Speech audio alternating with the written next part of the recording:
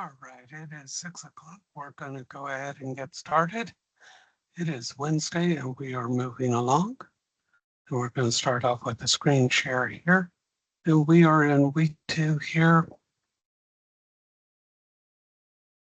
And here we go. And we should be all caught up here. And we are in Wednesday, so we're halfway through the halfway point of the week. And today you should be working on this Dream Job Research Part 2. This is the part where you have gone out and you have interviewed the person that you gave in week 1. Now make sure when you are doing this assignment that you do remember to include the name and the occupation of the person you have interviewed. So far, the interviews that have come back have been extremely well done.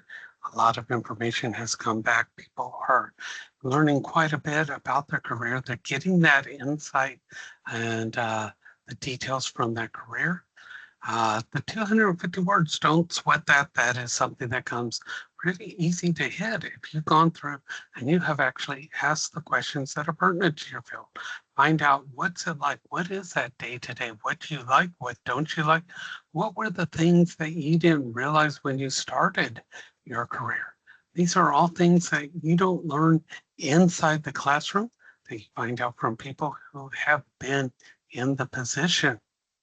So please make sure, like I said, you do include the name, the person's occupation.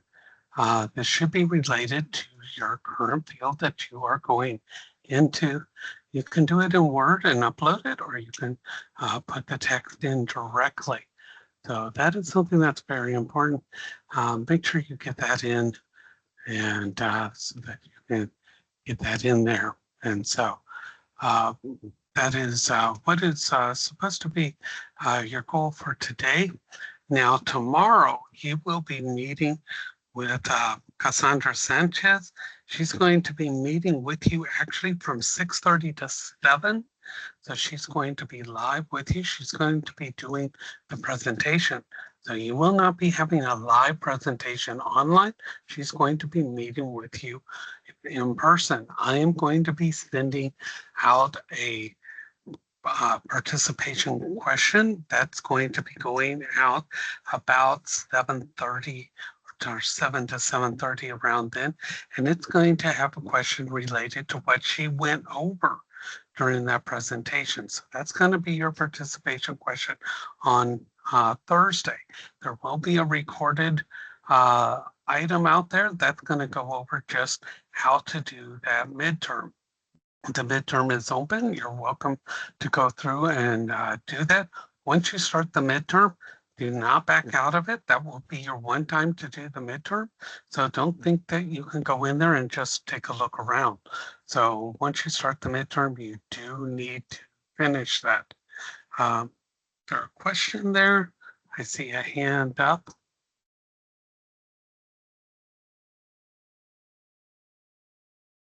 No? Okay. When you do the midterm, your grade is going to be at its lowest point on the midterm. There's items in there that I have to manually grade. Even ones that you miss, I go back and check to make sure in the context of the question why it was missed. And if I understand why your point of view might make that acceptable. Don't leave anything blank for any reason, because if you put a partial answer in or an answer in there, you could get partial points. So never leave a question blank. Once it has been graded, if you did the bonus points, those will be added on top of it. That midterm cannot be extended. So Sunday is the absolute latest that the midterm can be done. So if you miss the midterm for any reason, unfortunately, that is it. That is the last time that you can do it. There is a study guide on the homepage behind the help button. Right there, midterm study guide. You can download it, or you can click on the PDF and it will display for you. Yes, there is a watermark across it, and no, I will not remove that. I've had that request. No, I provide a study guide. You cannot Now, earlier I did send something out about the book. Going into the book, there is a link issue with that. That is being worked on right now, so I do apologize about that. So that link is not working. No one's reported it, so I take it nobody has gone in and tried to activate their book. So that is being worked on right now as we speak. So we are going to continue preparing for the interview, part 2 of that today. And here we go.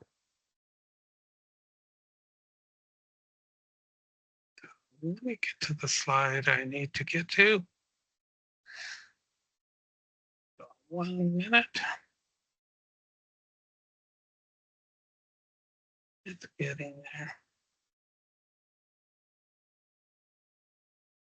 And here we go. In-person preparation. So when you have that in-person interview, make sure you're getting there at least, whoops, thought I had my pencil on. Do have it. There we go. Make sure you're getting there at least 15 minutes before time. You're not getting prepared in the parking lot. You are ready to go when you get there. Take into consideration traffic, weather, and other delay factors. You should have already calculated that into your trip there. Make sure you have already asked beforehand where it's being conducted and that you know location, directions, and you know who is going to be conducting it. So when you get there, you know how to ask for them, and you can visit that location beforehand. That's why it's best to kind of do a dry run. Know what their protocol is, okay? By that we mean, where do you park? If you park in the wrong parking lot, you could be towed. You could be having to pay a lot for parking. If you need a visitor pass, what kind of identification? These are things that you should ask about. Ask if they validate. If you have to park in a parking garage, validating in case you do not know, some people don't know, you take that parking pass in with you, they stamp it on your way out, excuse me, you get them to take a look at that, they pay for the parking for you. So ask these things before you go. Virtual interview. Good thing is, just like this, you don't have to commute. Bad thing is, you may not have the proper equipment or there could be technical difficulties. You might not be able to hear, bad connections. Before you do or agree to a virtual interview, make sure you have all the documents that you needed to send to them already with the employer. Okay, make sure they have everything. Email it to them, make sure they have your resume, they have all your contacts, etc. Make sure all that is there. Make sure you have a copy already out. That is explicitly important. Make sure you have something to write with and write on. Don't tell them, please hold while I go get that. Make sure you have a bottle of water or something to drink. You can get choked up on virtual interviews, and you need to make sure you have that. Now, telephone interviews, there's some important things people don't realize about those. You need to be by that phone at least 5 minutes early. And when you're talking on the phone, sit up straight. Don't be relaxing in it because it makes your voice sound different. It makes a difference between if you sound alert or not. People can tell. Okay. Make sure you're treating it like it's a face-to-face interview. Have all your information in front of you, laid out, and again, pen, paper, whatever you need to write on, it's already there. Make sure it's a quiet area. You don't have loud noises, pets making noises, children making noise, anything going on in the background. Make sure that area is silent. Okay. Video interviews, Zoom, Teams, Skype, everything. Anything that requires a web camera, microphone, internet, make sure if you require software, you've already got it downloaded. You don't want to be late because you're downloading software and maybe you have a bad connection, slow internet, etc. You can't get it to work. Make sure everything is working beforehand. Be surprised how many people blow things because they're not ready. Okay. Now there's going to be 3 types of questions: general information, behavioral, and stress. All these questions will fall into these types of categories. General information, exactly how it sounds. Your favorite. What can you tell me about yourself? This is why we had you do that personal commercial. If you did well on that personal commercial, you put effort into it, you never have to sweat this question ever again. You do that one time, you're set. Every interview, when they tell you, what can you tell me about yourself? There's that personal commercial. This is why we had you do it. You do it one time, you're set. You memorize that. And they ask you what types of jobs you held, know what you did at them. Don't try to second guess why they're asking, and don't try to give them answers you think they want to hear. Answer honestly. If you're trying to formulate what you think they want to hear, it's not going to work. You're going to blow the interview. Answer honestly. If you're trying to guess what they want to hear, it's never going to work. You're messing up the interview. Okay. What interested you most about the position? This is where your research into the company comes in. Know what they do, how many employees, what's their profit look like, how have they expanded. You should have done research on this company before you applied. If you're blindly applying, it's going to come out in the interview that you know nothing about this company other than you thought, it looks okay and it's going to give me money. They're not going to be impressed that you're not impressed with them. Why do you want to work for this company? Worst thing you can do is say, I want a job. You need to have something else in mind. You like their culture. You like the fact that it's going to help you grow. It's going to make you fulfilled. It's going to make you feel good about what you're doing. It's going to make you do something. It better be good for you. That's why you want to work for this company, because if you feel good about yourself, it's going to benefit the company. People who dread going to work, the company don't want that. You're going to bring the company down. Okay? Remember I asked you, what sets you above everyone? There it is. What's your major strength?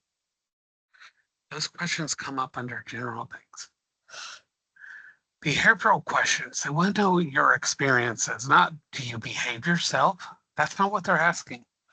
This is a good example. When was an opportunity where you missed to provide the best possible service? Think about it. I know I did when I worked in a vet office once. Waiting on a client, I was focused on them. Another client came in. I continued to wait on the first one. I should have told the first one, I'll be right back with you. Went over to the second one, said, please look around. I'll be with you in a minute, and went back to the first one. I didn't do that. I missed that opportunity. So think about ways that we can always improve ourselves. Doesn't always have to be in a big way. It can be in a little way too. The other one is going to be stress questions, and those are come in 2 categories. They're similar, but think about the ways they're different. Okay, and hypothetical questions, these are things that can really happen on the job. Okay, what would you do if you found a circuit that was shooting sparks out? How would you handle a client coming in with a pet that was bleeding? What would you do in a situation where you have a client that's upset that this repair is going to cost a lot of money? These are real life situations, but they're not happening right now. But they're asking these things because it's going to put stress on you. You need to come up with an answer. You need to come up with an answer on your own, not what you think they want to hear, but how you would handle it. Again, this is all based on you and your thought process. Now, a blue sky question, I want you to think it's coming out of the clear blue sky. Does it make sense? They're going to ask you questions like, if you saw a red car go by, what would you eat for lunch? It has absolutely nothing to do with what you're doing with work. It's blue sky. It throws you out off kilter. It confuses you, and then they're going to ask you a work-related question. The whole idea is to throw you off and then ask you a real question. It's to see how well you rebound, and it's to create stress during the interview. Okay. Now, there's illegal questions. There's people out there that will ask you questions they are not legally allowed to. And they're going to ask you, how old are you? Are you disabled? What ethnicity are you? What's your gender? You may think that's stupid, but they'll ask that. Okay, that's a hot topic right now. Marital or family status. Are you married? Do you have kids? You can't ask that. What religion are you? You can say, I don't want to answer those questions. Let's move on to the next one. But here's the thing. It's kind of a double-edged sword. You tell them, I don't want to answer that question. They may not answer you. It's illegal. They shouldn't be. You should report them, okay? They're not allowed to be answering these. They'll get around them. They'll be doing things like checking your social pages. They're also going to be looking at when you graduated, things like this. If it gets further and they get to the point where they're offering you jobs and you have to give them more information, they're going to find some of this information out. But it is illegal for them to ask those. Now, during the interview, they're going to ask you if you have questions. And you should ask questions. Never miss the opportunity to ask a question in the interview. And you should ask questions when you go to the mock interview. They're going to check you. Okay? And this is your opportunity to be assertive. And they ask you, who will I be reporting to? Not who does the position report, who will by reporting to? When I begin work, what will my hours be? Notice there's a difference in this, not asking about if I'm hired. You're telling them, what will my work hours be? Because you're insinuating you're already hiring me. That's how you take control. This is how you turn this. Has everybody got that? Okay. So, and it goes on. Never ask what the salary is, how many candidates you'll interview, and may I come back and talk about this again? Or what do you think about your interview with me? Or are you going to hire me? Those are no questions. You don't ask about those. All right? Every successful interview begins with preparation. Ask yourself questions into your phone, etc. Conduct a mock interview. These are all things you can do. Now, I have a second presentation, something that to show you your progress that you've made. So I'm going to get out of this one here and go into the second one. So hold on here. Everybody's still there?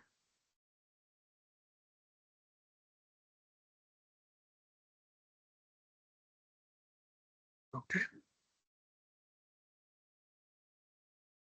I had more detail to add in there, but that's another story.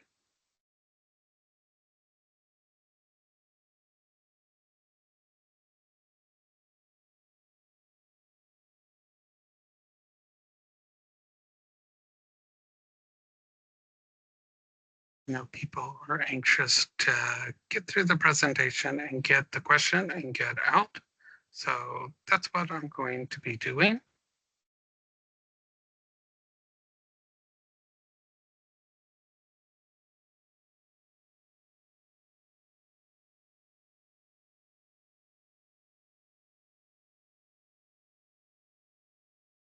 I want you to realize that it's the added information and not just getting through.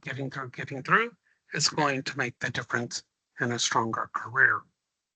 All right, so I want you to think about this. We started with your career plan, and I asked you to set some long-term goals. Okay. Then we had you plan out an informational interview, and you need to have that done today. That's when it was due. So you get experiences. You find out the good, the bad about the career, and things you may not have realized. And you're also learning to network. This is how these things are falling together. This is why I tell you, listen to what's going on. This is how your career is not only going to go now, but forever. These things aren't one time.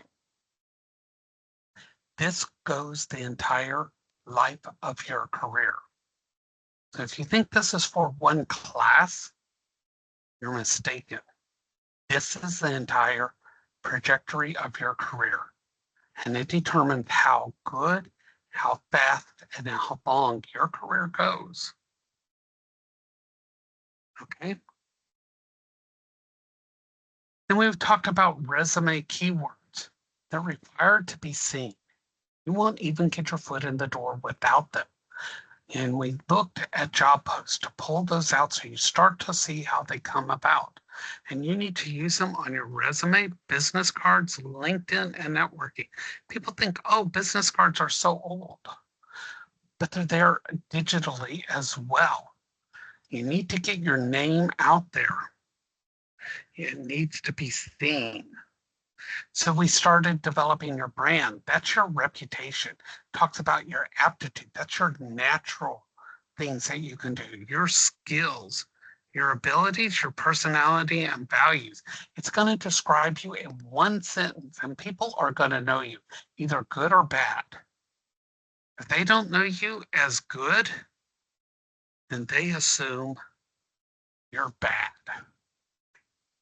So you have to develop this. You have to grow this, and you have to impress with it. And we did that by making a brand statement. And that brand statement you need to put on your resume, your cover letter, your professional social media accounts, and it is your slogan. People who do this, sure, are going to sail through their careers. Their money sitting side by side, they could be doing the same work as you and making 10 or more dollars per hour. Your careers doing the same job, you're not going to be making the same money as a person next to you. It's how much you can negotiate. The better you are at negotiating and impressing, the more money you're going to make doing the same job. And if you go in and you say, but they're making this much more doing the same thing, and they're going to go, and that's what they negotiated. Well, I want more money. And they're going to go, no, that's life. That's the way it is. You didn't negotiate. You contracted for that amount of money. In the interview, we talked about preparing. Mock interview, practice questions. You need to dress appropriately. You need to have good hygiene. Smile, handshake, be on time. Know where to park, where to go. When you go in for that interview, you need to sit up, feet flat on the floor, hands on your lap or the armrest. You hand that resume to the interviewer. And when you answer with confidence. You look them in the face. You answer that question and you do not ramble. You always ask closing questions. And afterwards, you debrief or you evaluate what happened. And you perfect it for the next one because you don't wait. You keep doing this and keep interviewing until you have an actual job offer. You don't wait to find out. You keep going. Now, your online presence, everybody's got one. You can have 3 statuses, good, bad, or missing, but you have one. And you need to make a positive one because employers are going to check.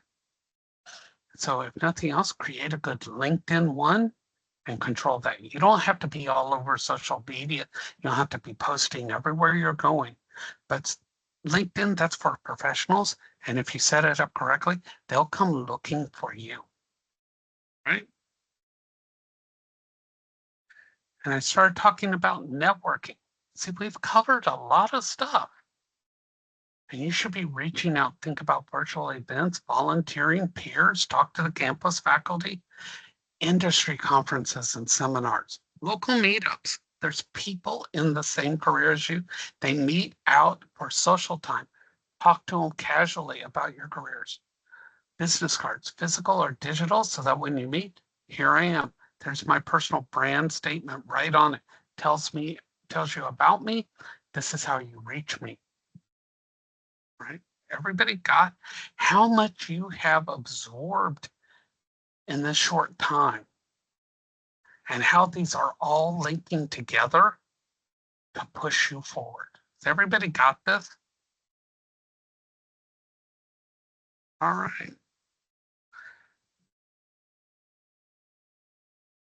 So here you go. Here's your offer. I'll hire you and your best friends at $30 an hour each, or I can hire you at $50 an hour and your best friend will not have a job. Your best friend will never know about the offer, just who is hired or not. Which offer will you take and why? So either you and your best friend get $30 an hour each, or only you get the job. You have to decide what the outcome is, and that's what you're doing today. All right. So there we go. And again, you will be meeting tomorrow with Cassandra, and she'll be doing the live. I will be sending the follow-up question, and there will be a recorded thing on how to do the midterm. All right. And so good luck on the midterm, and I will see you Monday at 6 p.m.